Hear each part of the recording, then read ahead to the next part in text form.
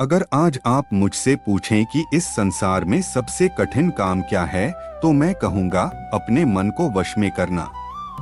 मन एक बंजारा है, कभी इधर भागता है, कभी उधर, कभी भविष्य की चिंता में डूबता है, तो कभी अतीत की यादों में उलझ जाता है।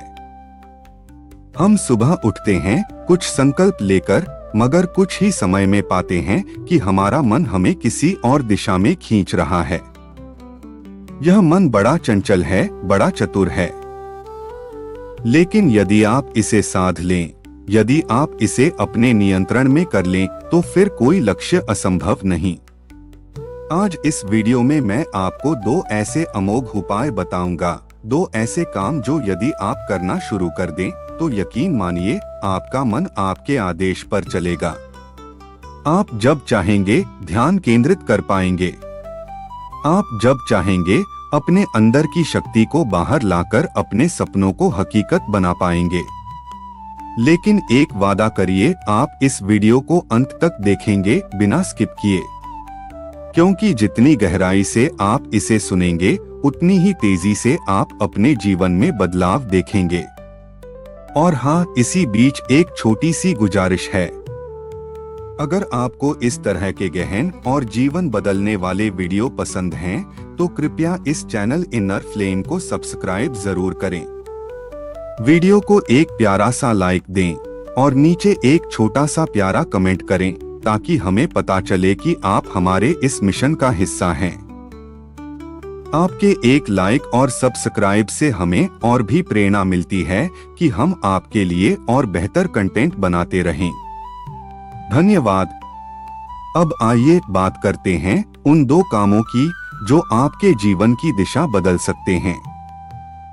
पहला काम, ध्यान, मेडिटेशन। जी हाँ, ध्यान। बहुत से लोग सोचते हैं कि ध्यान कोई कठिन प्रक्रिया है जो केवल योगियों के लिए है, लेकिन सच यह है कि ध्यान आपके लिए भी है, मेरे लिए भी है, हर उस इंसान के लिए है जो अपने मन को वश में करना चाहता है। ध्यान का अर्थ है अपने भीतर लौटना, अपने विचारों की गति को देखना बिना उनसे चिपके। जब आप रोज कम से कम 10 मिनट भी शांत बैठकर अपनी सांसों पर ध्यान केंद्रित करते हैं, तो आप अपने मन के ऊपर एक जादुई पकड़ बनानी शुरू कर देते हैं। शुरुआत में मन इधर उधर भागेगा, यह बिल्कुल सामान्य है। आपको घबराना नहीं है। हर बार जब मन भटके, बस धीरे से उसे सांसों पर वापस ले आइए। यही साधना है। धीरे धीरे आपका मन शांत होना शुरू होगा। धीरे धीरे जो विचार आपको परेशान करते थे वो कमजोर पड़ने लगेंगे। धीरे धीरे जो भावनाएं आपको विचलित करती थीं, उन पर आपकी पकड़ बनने लगेगी। यह कोई एक दिन की प्रक्रिया नहीं है, यह एक साधना है, एक यात्रा है। जब आप इस यात्रा पर निकलते हैं, तो एक दिन आपको एहसास होता है कि अब आप अपने विचारों के गुलाम नहीं रहे। अब विचार आपके गुलाम हैं। अब आपका मन एक प्रशिक्षित घोड़े की तरह है जो आपकी दिशा में दौड़ता है, न कि मनमाने तरीके से उछलता कूदता है। लेकिन ध्यान की सबसे बड़ी चुनौती क्या है? कंसिस्टेंसी, लगातार अभ्यास। कई लोग एक दिन 2 दिन ध्यान करते हैं और फिर छोड़ देते हैं। क्यों? क्योंकि उन्हें तुरंत कोई जादू नहीं दिखता। लेकिन याद रखिए, जिस तरह एक बीज को वृक्ष बनने में समय लगता है, वैसे ही ध्यान का फल भी धीरे धीरे मिलता है।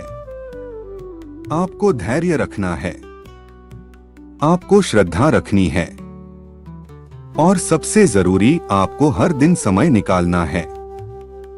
चाहे 5 मिनट हो, चाहे 50 मिनट, पर हर दिन। यहाँ पर एक और महत्वपूर्ण बात है, ध्यान का मतलब यह नहीं कि आपको पूरी तरह विचारहीन हो जाना है। नहीं, ध्यान का अर्थ है विचारों को बिना प्रतिक्रिया के देखना, बस देखना। जैसे कोई यात्री ट्रेन की खिड़की से बाहर के दृश्य देखता है, वो दृश्य बदलते रहते हैं, लेकिन यात्री स्थिर रहता है। वैसे ही आपको स्थिर रहना है। विचार आएंगे जाएंगे, आप बस साक्षी रहिए। यही ध्यान है। यही पहला काम है जो आपके मन को आपके नियंत्रण में ले आएगा। अब बढ़ते हैं दूसरे काम की ओर। दूसरा काम है स्वप्रेक्षण, सेल्फ ऑब्जर्वेशन। सेल्फ ऑब्जर्वेशन का अर्थ है अपने व्यवहार, अपने विचारों, अपनी आदतों को बिना जजमेंट के देखना, जैसे आप किसी और को देख रहे हों। हर दिन खुद से पूछिए, आज मेरा मन किस बात पर सबसे ज्यादा भटका? आज किन भावनाओं ने मुझ पर सबसे ज्यादा प्रभाव डाला? कहाँ मैंने अपने आप को कमजोर पाया? कहाँ मैंने अपने आप पर विजय पाई? जब आप हर दिन अपने मन का ऑडिट करते हैं तो आपके भीतर जागरूकता, अवेयरनेस बढ़ने लगती है। जागरूकता ही असली ताकत है। जो व्यक्ति अपने मन की गतिविधियों को जान लेता है वह उनके गुलाम नहीं रहता, वह उनके स्वामी बन जाता है। स्वप्रेक्षण से आपको दो बड़े लाभ मिलते हैं। पहला, आप अपने अंधकारमय पहलुओं को पहचानते हैं। दूसरा, आप अपनी छुपी हुई शक्तियों को खोज निकालते हैं। लेकिन स्वप्रेक्षण भी एक अभ्यास है, यह भी एक साधना है। शुरुआत में आपको खुद को देखने में असहजता होगी। कभी कभी आपको अपने अंदर की नकारात्मकता से सामना होगा जो अच्छा नहीं लगेगा। लेकिन डरिए मत, यही तो असली शुरुआत है। जैसे कोई गंदगी देखकर सफाई शुरू करता है, वैसे ही आप अपने भीतर की गंदगी पहचानकर उसे साफ कर सकते हैं। यह दोनों काम, ध्यान और स्वप्रेक्षण, मिलकर आपके मन पर ऐसी पकड़ बनाएंगे जैसी आपने कभी सोची भी नहीं होगी। आप अपने गुस्से पर नियंत्रण कर पाएंगे, आप अपने डर पर विजय पा सकेंगे, आप अपनी इच्छाओं को दिशा दे पाएंगे, आपके फैसले मजबूत और स्पष्ट होंगे, आपका व्यक्तित्व चुंबकीय हो जाएगा। लोग आपकी ओर आकर्षित होंगे बिना आप कुछ बोले, क्योंकि जब मन शांत होता है तब व्यक्ति का पूरा व्यक्तित्व एक शांत झील की तरह हो जाता है जिसमें हर चीज साफ साफ झलकती है। इस विषय को और गहराई से समझने के लिए मैं आपको यह एक कहानी सुनाता हूँ, कृपया ध्यान से सुनिए। आरव एक साधारण सा युवक था जो बड़े सपने देखता था। उसे हमेशा लगता कि अगर उसका मन उसकी बात मान ले तो वह कुछ भी हासिल कर सकता है। लेकिन होता इसके उलट था।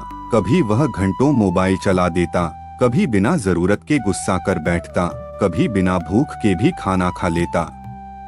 हर दिन वह अपने आप से वादा करता, आज से मैं अपना मन काबू में करूंगा, और हर दिन उसका मन उसे हरा देता। एक दिन वह हारकर अपने गांव के पुराने साधु बाबा के पास गया। बाबा गांव के बाहर एक पुराने पीपल के पेड़ के नीचे रहते थे। आरव ने उनके चरणों में गिरकर कहा, बाबा, मेरा मन मेरी नहीं सुनता, मैं अपने आप से हार गया हूँ। कृपा कर बताइए मैं इसे कैसे वश में करूं? बाबा मुस्कुराए और बोले, मन को वश में करना सरल नहीं है बेटा, लेकिन असंभव भी नहीं। चलो मैं तुम्हें एक कहानी सुनाता हूँ। बाबा ने कहना शुरू किया। बहुत समय पहले एक गांव में दो बहादुर योद्धा रहते थे, अर्जुन और विक्रम। दोनों ताकतवर थे, लेकिन दोनों के मन अलग अलग तरह से चलते थे। अर्जुन हमेशा संयमित रहता था। जब उसे गुस्सा आता वह गहरी सांस लेता और शांत हो जाता। जब उसे कोई मीठा भोजन दिखता वह सोचता कि क्या वास्तव में उसे इसकी जरूरत है। वह अपने मन से सवाल करता, क्या ये मुझे आगे बढ़ने में मदद करेगा? अगर उत्तर नहीं होता तो वह बिना पछताए छोड़ देता। विक्रम दूसरी ओर अपने मन की हर इच्छा का गुलाम था। अगर उसका मन कहता अब सो जाओ, वह सो जाता। अगर मन कहता अब लड़ो, तो वह बिना सोचे लड़ाई कर बैठता। धीरे धीरे अर्जुन गांव का सबसे सम्मानित योद्धा बन गया और विक्रम खुद अपने मन के जाल में फंसकर अपनी पहचान खो बैठा। बाबा बोले, आरव, यह कहानी हमें सिखाती है कि मन को जीतने का रास्ता दो चीजों से गुजरता है, धैर्य और जागरूकता। जब भी तुम्हारा मन किसी इच्छा की तरफ भागे, रुक जाओ, उसे देखो और खुद से सवाल करो, क्या यह मेरे लक्ष्य के लिए सही है? अगर उत्तर नहीं है तो उस इच्छा को छोड़ दो। और धैर्य, वह तब चाहिए जब मन कहे, आज छोड़ दो, कल से करेंगे। तुम उसे प्यार से समझाना कि नहीं, आज ही करना है। धीरे धीरे मन तुम्हारा दोस्त बन जाएगा। आरव ने ध्यान से बाबा की बातें सुनी, पर उसे अब भी शक था कि वह ऐसा कर पाएगा या नहीं। बाबा ने उसे एक आखिरी प्रयोग दिया, तुम अगले 7 दिन अपनी हर इच्छा के पहले खुद से सवाल पूछना, क्या यह सच में जरूरी है, और फिर उसी हिसाब से काम करना। 7 दिन बाद वापस आना। आरव ने बाबा से वादा किया। पहले दिन ही मुश्किलें आईं। सुबह उठते ही मन ने कहा, आज सोने दो, बाद में उठेंगे। लेकिन आरव ने सवाल किया, क्या ज्यादा सोना मुझे मेरे लक्ष्य के करीब ले जाएगा? उत्तर आया, नहीं। तो वह उठ गया। दोपहर को जब दोस्तों ने बर्गर खाने के लिए बुलाया, मन ललचाया। लेकिन फिर से वही सवाल, क्या ये सेहत के लिए सही है? उत्तर आया, नहीं। तो वह मुस्कुराकर मना कर गया और घर जाकर हेल्दी खाना खाया। रात को जब मोबाइल पर एक सीरीज देखने का मन किया, तो भी वही सवाल, क्या इससे मेरा कोई भला होगा? उत्तर फिर नहीं आया। तो उसने किताब उठाई और कुछ अच्छा पढ़ा। पहले 2 दिन बहुत कठिन थे। मन बार बार उसे बहकाने की कोशिश करता था, जैसे कोई जिद्दी बच्चा। लेकिन आरव धैर्य रखकर हर बार सवाल पूछता और सही निर्णय लेता। तीसरे दिन से कुछ बदला। उसका मन थोड़ा शांत हुआ। अब जब बुरी आदतें उसे बुलाती, मन खुद धीरे से कहता, नहीं आरव, ये हमें नुकसान देगा। आरव हैरान था, क्या सच में उसका मन बदलने लगा था? 7वें दिन वह फिर बाबा के पास गया। उसकी आंखों में चमक थी, चेहरा आत्मविश्वास से भरा हुआ था। बाबा ने मुस्कुराकर पूछा, कहो बेटा, कैसा रहा युद्ध? आरव ने श्रद्धा से उनके चरण छुए और कहा, बाबा, मन जीतने का तरीका वही है जो आपने बताया था, धैर्य से उसे समझाना और जागरूकता से उसे रास्ता दिखाना। अब मेरा मन मेरा साथी बन गया है, दुश्मन नहीं। बाबा हंसे और आशीर्वाद दिया। स्मरण रखो बेटा, मन कोई दुश्मन नहीं, बस एक भटके हुए बच्चे जैसा है। जब तुम उसे प्रेम, धैर्य और सही दिशा दोगे, वह तुम्हारे साथ चलने लगेगा। और जब मन तुम्हारा साथी बन जाएगा, दुनिया की कोई शक्ति तुम्हें रोक नहीं सकेगी। उस दिन से आरव ने अपने जीवन में एक नया अध्याय शुरू किया, खुद के भीतर के युद्ध को जीतने का। और सच में कुछ सालों में वह अपने क्षेत्र का सबसे सफल और सम्मानित व्यक्ति बन गया, क्योंकि उसने सबसे कठिन युद्ध जीत लिया था, अपने मन पर विजय।